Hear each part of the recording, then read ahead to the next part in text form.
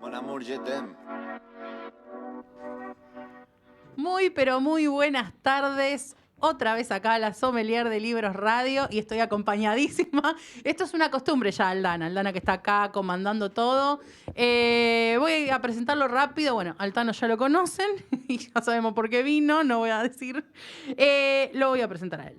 Es escritor, guionista de cine, traductor y docente. Es considerado uno de los autores más destacados de su generación y ganó el Premio Fondo Nacional de las Artes con su libro de cuentos Acá el tiempo es otra cosa. Su última novela, López López, fue furor en esta feria del libro, porque estuve investigando. 11 días de feria llevo, así que imagínense si no investigué cosas. Y está con nosotros Tomás Downey. ¿Cómo estás, Tomás? Bien, muchas gracias por la Hoy invitación. no puso aplauso, porque como soy la única que está escuchando. Sí, dice Aldana. Ponele aplausos, Aldana, ahí va. Muy bien. Nadie quiere los auriculares, yo soy la única sorda acá de la mesa. Bueno.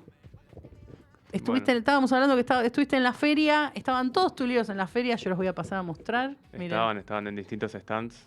Estaban en varios stands, yo los conseguí, les mando besos. Póker de Downey. Sí. 4, 100%. Yo los conseguí en Big Sur, pero también estaban en el stand de Fiordo también. Sí, y en el de Panorámica. Y bueno, y de Interzona en el stand de Asunto Impreso.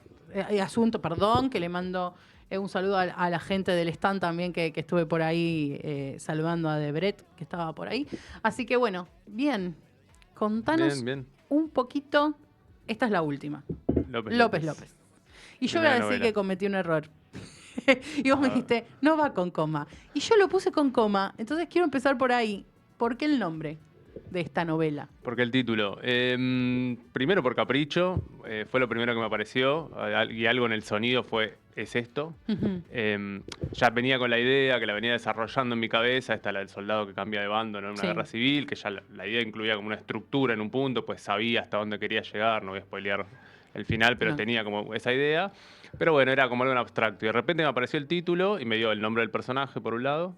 Por otro, el tono, hay algo de la repetición que es como un juego, tiene algo, un poco de comedia, algo absurdo. ¿Viste este juego de palabras cuando repetís una palabra hasta que pierde el sentido? Como se me juntaron todas esas cosas y bueno, y quedó. Y fue como lo primero que escribí, después dije, después vemos, pero se fue como asentando. En los títulos pasa eso, a veces parece una genialidad al principio y a los pocos días te das cuenta que no va, pero este fue sedimentando y aguantó. O sea que desde el inicio Fue lo primero que escribí en el documento. De una. Sí. Bueno, siempre digo, los títulos son o lo primero o lo último. Claro. O estás después, cuando terminaste el libro, leyéndolo, buscando una frase, algo que te sirva de título, o aparece de entrada. ¿Y con los otros libros cómo fue entonces? Con los otros libros hubo... A ver... Acá el tiempo es otra cosa, fue en el segundo caso. No tenía el título del libro y ni siquiera es una frase que esté... Bueno, hay una frase similar, no me acuerdo si exactamente igual, creo que La isla sin orillas, uno de los cuentos, pero no tenía título para el libro y así, leyéndolo, buscando, se me ocurrió esa frase que primero dije, no, cualquier cosa, es muy larga, como aparte como no sé bien qué dice, pero me acuerdo que una amiga, escritora, Mariana Komisarov, se lo comenté a ella y me dijo, no, ese es el título, así que confié en su certeza ante mi incertidumbre en aquel momento. Aparte, nada, era mi primer libro, estaba como muy asustado, no sabía, como tenía muchos miedos, muchas incertidumbres. Así que me agarré ahí de esa certeza y al final corrió.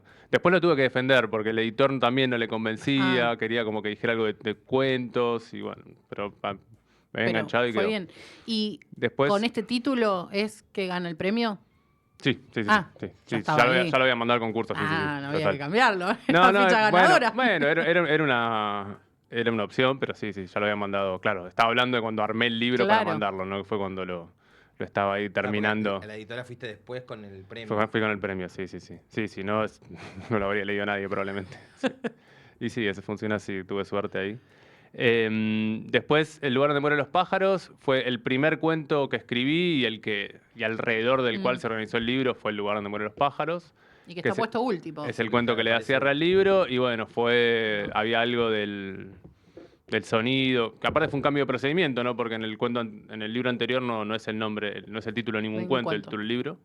Y en Flores que se abren de noche fue un híbrido. En realidad lo busqué al final, pero me faltaba... Tenía el título de los sea, Flores que se abren de noche es el primer cuento ahí. Tenía el título de los otros 3 cuentos y Flores que se abren de noche tenía, viste, el título del archivo, como, no Ya me acuerdo, está. creo que era el nombre de la protagonista. Jazmín, se me fue el nombre, ahora me olvidé. El primero lo estoy leyendo, porque es el único que todavía no leí y lo empecé. Y lo empecé a leer. Bueno, y entonces dije, bueno, le voy a buscar el título a este cuento que no tiene y ese va a ser el título. Entonces busqué, hice el doble juego, necesitaba un título que sirviera para el cuento y que también sirviera para el libro. Y lo encontré leyendo el libro. En un momento habla de tan de noche, haciendo como un asado, un pollo a la parrilla y dice como, menciona aromas de la noche, habla de las flores que se abren de noche y dije, ah, listo, es este. Bien. Y López López, bueno, como te contaba, al revés, fue lo primero, o sea, tenía un poco la idea y cuando apareció el título fue como el impulso para largarme a escribirla. Pero antes que el nombre del protagonista, el título fue como que le dio nombre al... Sí. Mirá. Claro, o sea, Eso sí fue es como una rarísimo. inspiración. Sí, No, sí, no, es fue, que es- pero me pasó en esa novela un montón de cosas. De repente empiezo, ya cuando está publicada y cuando recibo lecturas de otro, empiezo a ver un montón de hilos que son cosas que venía pensando hace años, cosas que he leído, películas que he visto, experiencias, un montón de cosas que de repente se juntaron ahí. Algo que recuerdo, por ejemplo, que recordé después, es que tenía una profesora de inglés en la primaria que se apellidaba López López. Pues su apellido era López y el apellido de su marido era López. Y a mí ya de chico me sonaba extraño eso. Entonces seguro hubo algo de la sonoridad que me había quedado. Lo recordé mucho después. Pero bueno, había algo ahí que ya estaba como que fueron distintos Sí. hilos que en un punto se juntaron y armaron ahí un nudo extraño que resultó en esta novela. Igual López López, profe de inglés, da raro también. También. ¿Te iba mal en inglés porque te quedó ahí dando vueltas? No, me iba bien. Era lo único que me iba muy bien sin necesidad de estudiar ni nada. Por eso terminé siendo traductor. Claro. También. Claro. ¿Y en lengua y literatura cómo te iba? Bien, también. Era muchas veces.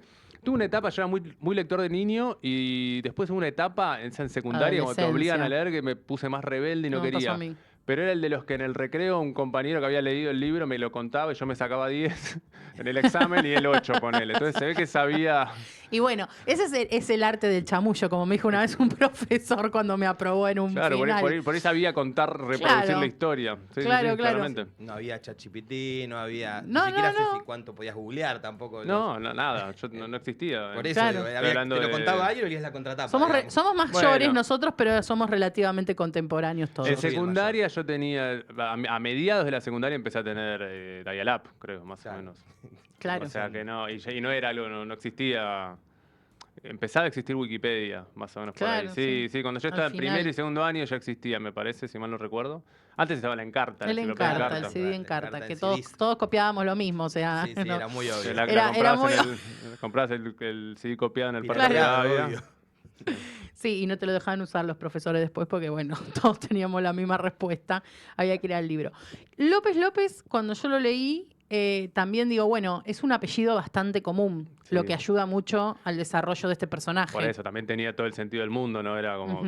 me acuerdo de haberlo googleado, creo que en España es el tercer apellido más famoso, acá también es uno de los más famosos, no, digo, usados. También me acordé de Bien. Borges de golpe. O sea, Bueno, cuando le conté, ya había escrito la novela, ya estaba por la tercera versión de corrección, le conté a un amigo y me decía, Juan López y John Ward.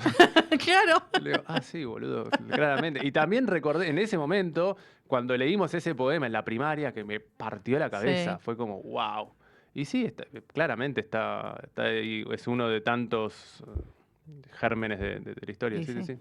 Ya que Y hay un montón, y tenía un montón de cuentos de Borges también conscientes, El Milagro Secreto, como, Claro. como empieza el libro, tema del traidor del héroe. Mm.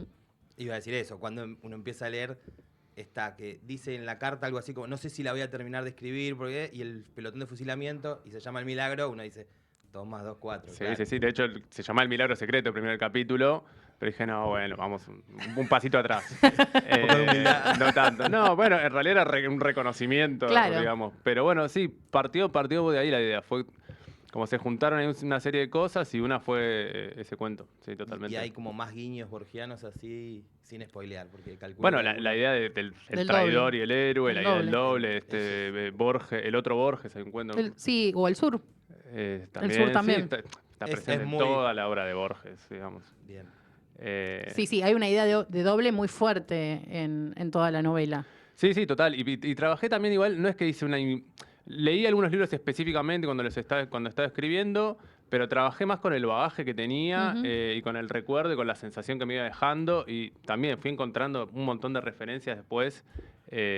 Cuando iba escribiendo, cuando terminé las primeras versiones, fueron apareciendo cosas que nada, eran del bagaje Sí. que traía, desde Gracias de Pablo Cachadjian, que hay algo del tono que si Mm. no hubiera leído esa novela no lo hubiera encontrado, que es una novela que leí hace como 10 años por primera vez y me fascinó completamente, me pareció que lo que hacía era, a mí me abría puertas mentales.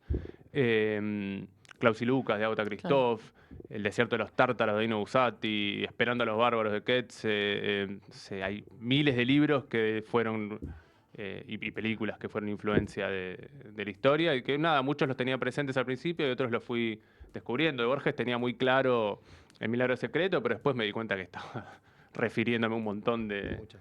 de historias. Y que las reconoces a posteriori, digamos, no es que estás pensando, sino que después a veces en la relectura o... Sí, en distintos momentos, algunas van apareciendo, algunas sí, van apareciendo mientras escribía, otras después. En general, cuando me aparece una referencia tan directa, incluso cuando estoy escribiendo me parece quizás una referencia a la realidad tan directa, trato de como hacerme el boludo con eso. Es como, Mm. bueno, ok, está, lo corremos a un lado, sigo adelante, porque no me quiero quedar atado a esa referencia, es como algo que toco y sigo por mi camino, ¿no? Y porque no, si aparte si pienso, bueno, estoy citando, honrando a Borges, me bloqueo, no hubiera escrito nada. Más solemne que... Claro.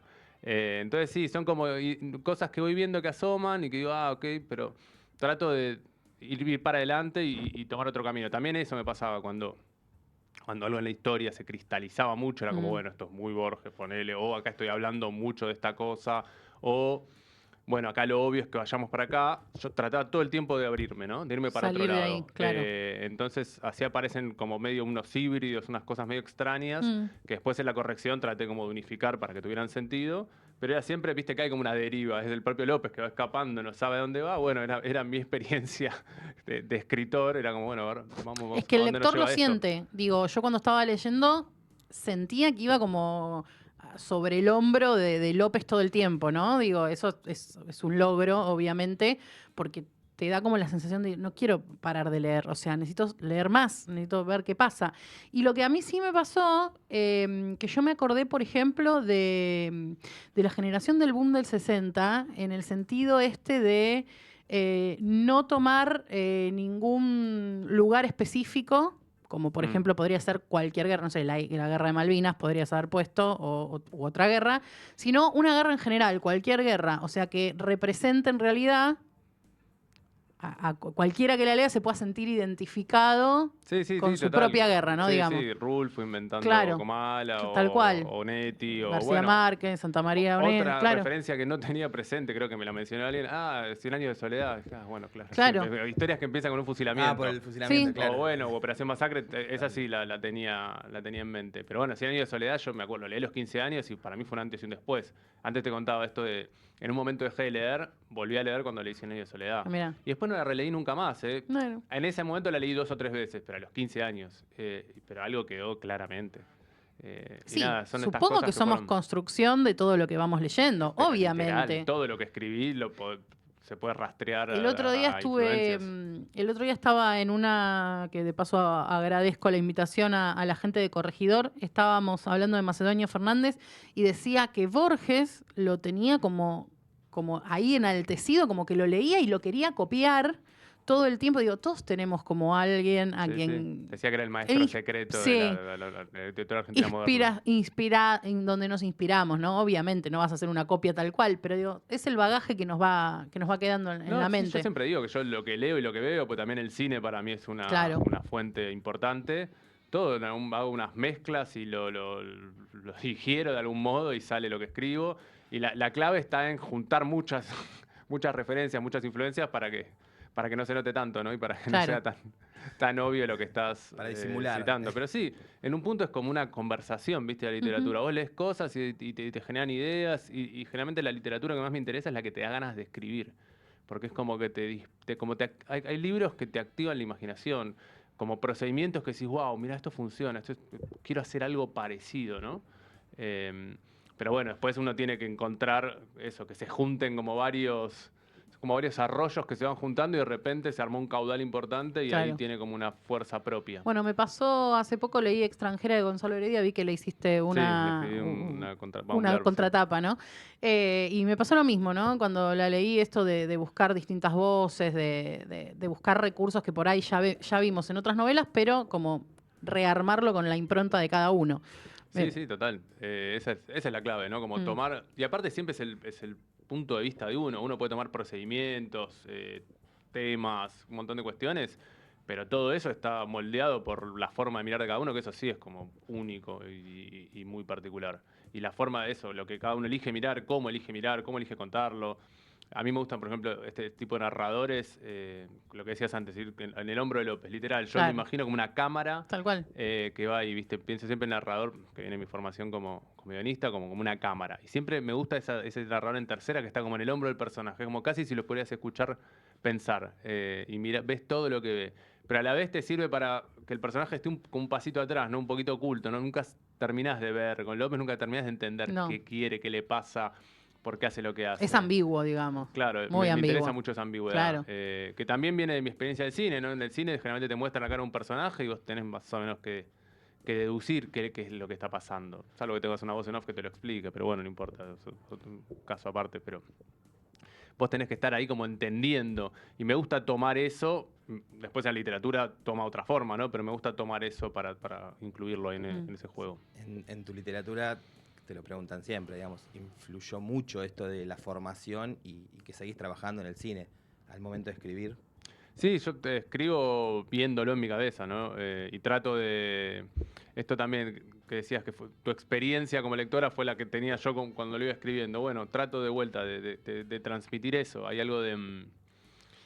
como darle instrucciones al lector para que proyecte en su cabeza la historia que le estoy contando. Y hay algo, y hay una imagen, incluso de la literatura, en algunos sentidos es hasta más completa que la cinematográfica, porque primero que cada imagen es como la vas a crear vos en tu cabeza Sí. con una potencia como muy única y de una forma Y, muy única, y ¿no? también con el bagaje que tenés de lo Claro, que muy- viste, de lo que leíste. Totalmente, muy íntima, de una forma que te refiere mucho más directamente, pero también puedes trabajar con el sonido, bueno, el sonido sí también, obviamente, pero con el olor, con la textura, con un montón de cosas, ¿no? Que de repente puede ser una experiencia súper inmersiva, la literatura, y eso es lo que trato de construir. Sí, yo, digamos, escuchándote en algunos reportajes, te lo preguntan siempre y dije, uno lo estará leyendo desde ahí porque sabe. Entonces me tomé el trabajo en algunas partes de la novela de decir, a ver, esto es, escribe así, y encontré algunas imágenes potentes donde no había, supuestamente no pasaba nada, pero la estabas viendo igual, digamos. Era tremendo. Bueno, Eso estaba trabajado, digamos, bien trabajado. sí, lo que trato de generar es la experiencia en un punto de la vida, ¿no? También que uno está ahí y no sabe qué pasa. Claro. No sabe ni siquiera qué le pasa a uno mismo muchas veces. Y las cosas siempre son ambiguas, nunca son una cosa o la otra. Y de eso, y uno va por la calle y de repente te puede emocionar Claro. un aroma, ¿viste? No sé, un pajarito que pasa volando, que es una boludez, pero la experiencia tiene una fuerza Sí, sí. que es íntima además, ¿no? Es esto, Y yo uno la también relaciona con cosas muy propias. la Y to- no lo entendés tomo- bien no. de qué cuerdas se está tocando, pero pasa. Yo lo tomo también como pequeños descansos para el lector después de por ahí momentos fuertes viste, son como esas llanuras que necesitas en la lectura de descripción, de imaginarte ya, déjame descansar y descansar a López también, ¿viste? Así que eso me pareció también un gran acierto. Sí, sí, eso también es como Poder respirar. Claro, vas regulando la atención, sí, Mm. totalmente. No, no. Aparte hay algo de la armonía del texto y de la estructura Ujú. incluso, ¿no? No es que está siempre al mismo Claro. nivel, al mismo tono. Tenés que ir generando un movimiento, ¿no? Sí, sí, sí. Sí, me llamó la atención también cómo trabajás los diálogos, que es un estilo quizás al que uno no está tan acostumbrado, que es directo, libre, ¿no? Y que te lleva a que estás esto, como decías lo de la cámara, como que estás metido ahí, pero no te aleja, tampoco te metes adentro, pero seguís el diálogo. Yo lo pensaba, o para explicárselo quizás al que no lo vio, no termina de entenderlo, sin el guión del diálogo, vos estás en el diálogo igual, estás ahí adentro, pero estás escuchando lo que dice el protagonista. ¿Por qué se te ocurre o qué te aporta eso? Lo de eliminar los guiones fue una decisión totalmente caprichosa que tomé en algún momento, que también basada en algunos libros que había leído y me pareció que funcionaba. Después me la justifiqué diciendo que que para mí el diálogo es parte de la acción, entonces como al no separarlo quedaba ahí como una especie de fluir en el que todo quedaba como encadenado. Pero también otro elemento que creo que me ayuda a la hora de escribir es como cuando no estoy usando raya de diálogo, necesito siempre que se entienda quién está hablando Claro. y qué está hablando, ni que no se confunda. Es un diálogo. Entonces hay algo en el estilo que me obliga a prestar mucha atención, y con esto de vuelta, lo de la cámara, siempre hago como un truquito. Cuando va a hablar un personaje, hago como si la cámara apañara a ese personaje, un corte, un plano de ese personaje. Entonces quizás es primero un gesto del personaje, una mirada, después viene la línea de diálogo. Entonces sabés que está hablando esa persona. Y eso me ayudó de vuelta a esto, a prestar atención y a trabajar el montaje, ¿no? Esta cosa de imagen, de ver la persona que está hablando, entender lo que está diciendo, entender a quién le está hablando. Eso también es complicado. Entonces creo que me fuerza eso a ser como mucho más preciso en ese laburo. Y después, como te decía, fue al principio una decisión caprichosa que después me justifiqué como muchas de las cosas que uno escribe, ¿no? ¿Y la editora no te dijo nada? No, se coparon. ¿Te gustó? No, no. ¿Y por qué novela y por qué ahora? Después de 3 libros de cuentos. Mira, antes de los libros de cuentos escribí novelas que salieron mal y no las publiqué, fueron como ejercicios. Entonces cuando empecé a escribir como en serio me refiero a sentarme todos los días y tomármelo como un oficio que estaba desarrollando, lo primero que escribí fueron novelas. Porque lo que tiene la novela que está buenísimo, a diferencia de un libro de cuentos, ¿no? de un abanico de cuentos, es que te levantás todos los días y sabés más o ¿Cómo menos sigue? por dónde vas. Claro. En los cuentos a veces me pasaba estar trabajando en 3, 4 cuentos al mismo tiempo y bueno, como ir cambiando de historia, a veces se vuelve un poco confuso, a veces cuando tenés que empezar de cero siempre es como bueno, tener ideas nuevas que funcionen. Y después en algún momento me copé con la estructura del cuento, que tenía mucho que ver también con mi formación como guionista. Lo que más escribía en la facultad eran guiones de cortos. Claro. La estructura, viste, más o menos similar, 10 páginas.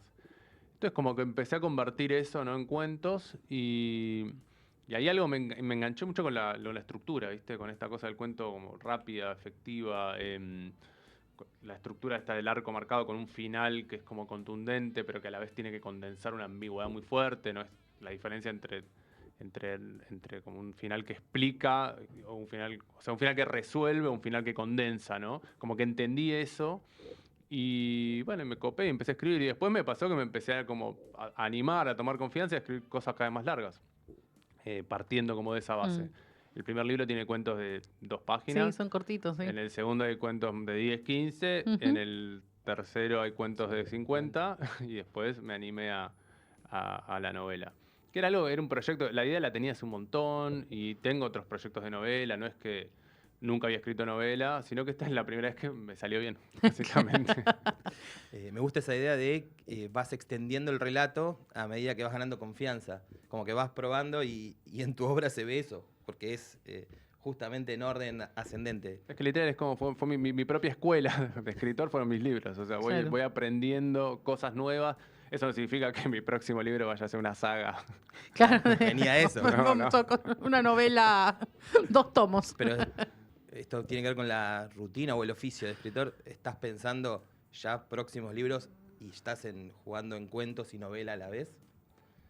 Sí, ahora tengo un montón de proyectos. También tengo proyectos de guión, algunos más personales, otros más con otra gente. En este momento tengo cuentos como para armar un libro nuevo, pero tengo que corregirlos. O sea, mientras estuve escribiendo la novela, durante todo este tiempo publiqué varios cuentos en revistas y antologías. Entonces tengo como ese material para reunir y armar algo, pero bueno, no tengo ningún apuro, lo tengo que reunir, corregir, ver si tiene como una unidad, ver si le faltan cuentos. O sea, todavía es un proyecto verde. Y después tengo también otro borrador de novela que escribí, que de vuelta lo tengo que leer, ver si funciona. O sea, por ahora lo escribí y lo dejé reposar, pero fue curioso porque lo escribí el día después de mandarle el libro a mis editores por mail. Empecé a escribir esa otra historia. La tenía un poco en la cabeza, pero fue como, bueno, listo, me saco Cierra una etapa. Empezamos una nueva, con un impulso que me sorprendió. Y bueno, me escribí ahí un borrador, igual que López López, en 3, 4 meses. Y ahora estoy esperando el momento de tener tiempo para meterme a laburarla. Pues sé que el momento que la agarre me tengo que dedicar unos meses largos exclusivamente a eso. Y sos muy obse de la corrección, ¿no? Sí. Me tomo mi... Sí, por eso sé que escribí este borrador, sé que lo voy a releer y que hay chances de que no funcione. Por eso no quiero contar nada del No, de no, no. nada. Pero de López venías contando, una guerra civil, No, soldado, bueno, tirabas pero, datos ahí. pero empecé a contar cosas cuando ya estaba... Ya estaba cuando cerrada, más o ya menos. tenía 3 años de laburo. Ya la tenía la editorial, más o menos. Claro, no, por ahora no, es un proyecto, digamos, que tiene, para mí un primer borrador, eso puede ser, incluso puede llegar a ser la base de algo que digo, ok, acá me gusta la idea, pero no me gusta lo que salió, y por ahí empezamos de nuevo, no sé, no me quiero adelantar. Pero nada, tiempo, pero para mí la paciencia es clave en esto, o sea, todo lleva tiempo. Y no soy una persona particularmente paciente, por eso es como que me compensa la literatura en un punto, me obliga a tomarme mis tiempos. Porque es así, no sé, el otro día escribí un cuento, por ejemplo, siempre pasa esto. Un cuento medio por encargo, pero tuve una idea, la escribí y dije, esto es buenísimo. Como que casi que ya está, 2, 3 días después la agarré, no, corregí varias cosas. Hoy lo estuve elaborando de vuelta, corregí un montón de cosas. Y me doy cuenta que, aunque te parezca que algo está buenísimo, si esperas unos días, le das un poco de aire, tenés paciencia, volvés, siempre van a aparecer cosas nuevas. Y es como que le vas sumando capas, ¿no? Y eso también me pasó con la novela. Quizás en una primera versión, estructuralmente era lo mismo, pero hay un montón de capas y de ramificaciones de sentido. Una cosa, Sí, que se puede jugar literalmente en 2 palabras, que las fue sumando como en distintas capas de corrección. Eso es un nivel de la corrección, el otro está en como ajustar la prosa lo más posible para que tener este efecto.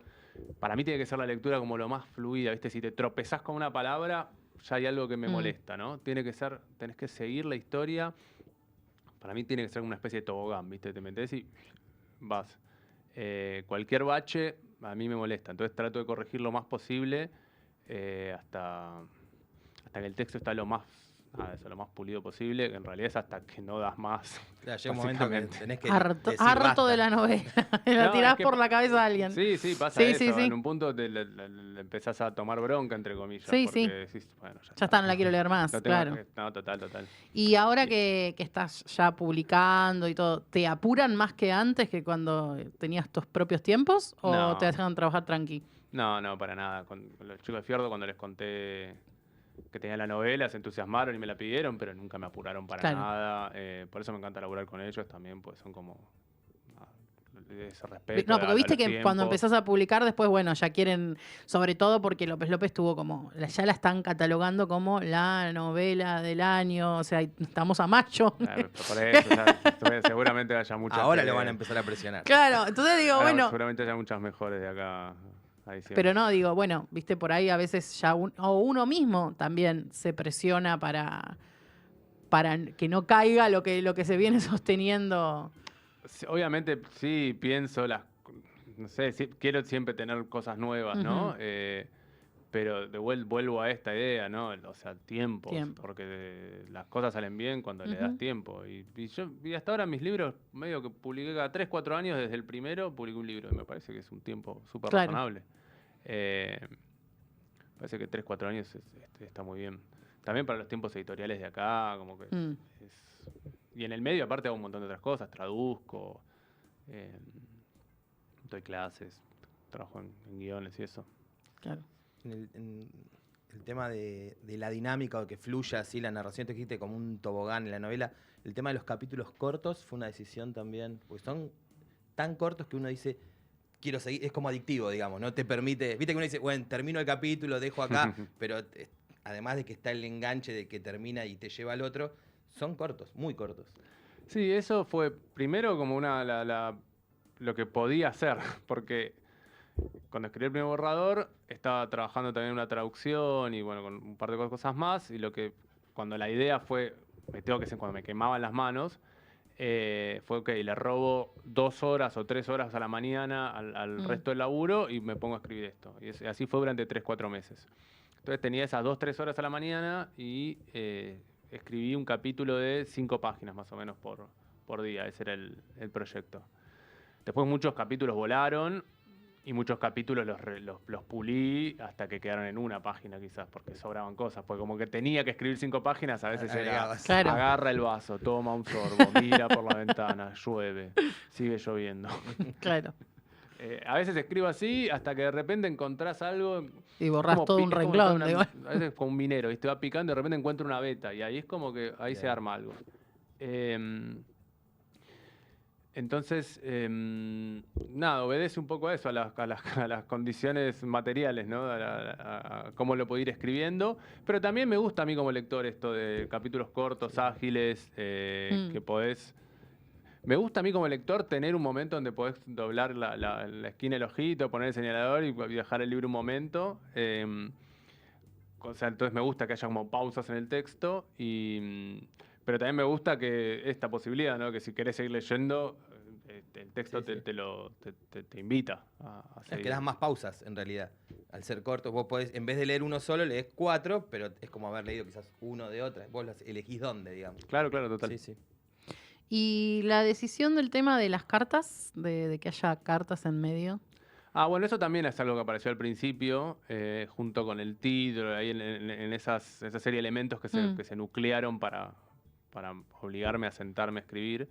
Fue como la pata extra que dije, ok, acá esto me completa la historia. Era, por un lado, en la primera versión había como 20 cartas, o 15, no sé, bastantes. A cada 3, 4 páginas había una nueva carta, versión de la carta. Que iba... También fue divertido el procedimiento porque era... Todos los días escribía un capítulo de 5 páginas. Y cada tantos días, cuando no enganchaba algo, lo que hacía era copiar la carta anterior y corregirla un poco. No, corregirla. Tocaba 2 o 3 cositas, o a veces más, depende. Y iba tocando detalles que tenían una correlación con lo que le venía pasando a López, ¿no? De repente hay algo en la primera carta que es un poco solemne, que él incluso lo dice al principio, como que le parece solemne en la carta, le gustaría reescribirla.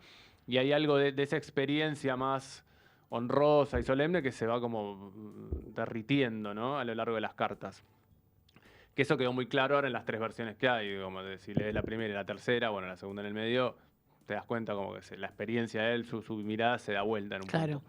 Entonces las cartas me daban eso, como nunca sabes qué piensa López, bueno, las cartas en un punto eran su voz. Que también puede estar un poco mintiendo, porque López es medio chamullero. Mentiroso. Pero... Así vivió, por suerte.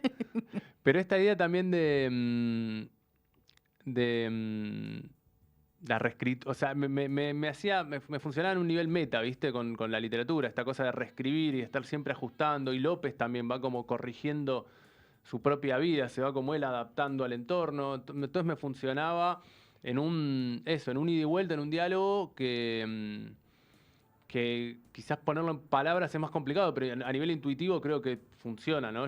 A mí me significaba un montón. Después lo que pasó es que las primeras versiones que leyeron algunos colegas, amigos, me decían, por ejemplo, la primera y la segunda carta son iguales, ¿no? Y la tercera también, en la cuarta recién cambiaste algo. Entonces como que no se entendía la idea. Y entonces dije, bueno, para que se entienda más contundente, fue lo último creo que hice. Borré de las del medio varias, me quedé con 3. Claro. Y hice bien puntuado, como bueno, en cada uno de los capítulos tratan de... como que abren el capítulo con una nueva mirada, digamos, de López. Hay como un nuevo López ahí que ve las cosas de una manera diferente. Y al mismo tiempo igual, ¿no? Porque López siempre está en el mismo lugar y a la vez no. Era como ese juego constante de ambigüedad. De está acá y no está acá, es él y no es él, bueno, etcétera. Bien.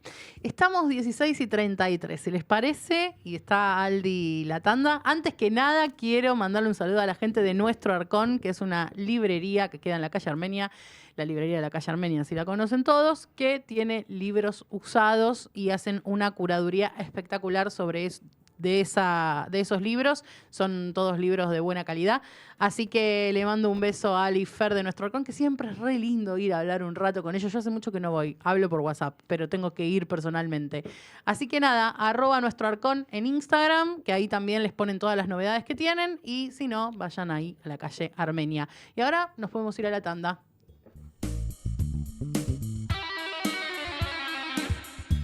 Óptica Liolent.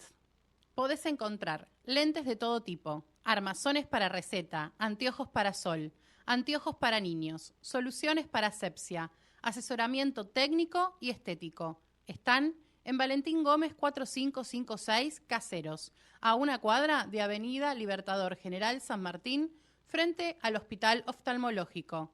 Horario de lunes a viernes de 10 a 18 horas y sábados de 10 a 12.